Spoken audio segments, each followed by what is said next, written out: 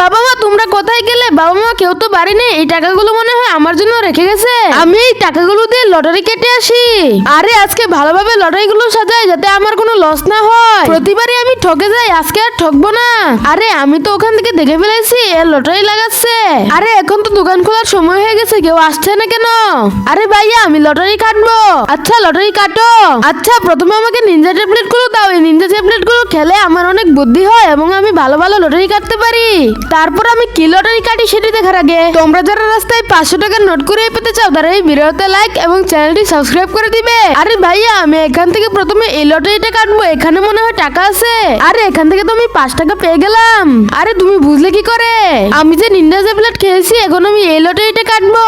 আরে এই লটারিতে তো আমি 50 টাকা পেয়ে গেলাম। আরে এই ছেলে তো সব ভালো ভালো লটারি কেটে ফেলছে, আমার আর বিক্রি করা যাবে না। আরে তোমার আর লটারি কাটতে হবে না, আমি লটারির খেলা এখন শেষ করে দিব। আচ্ছা আঙ্কেল আমি তাহলে চলে যাচ্ছি।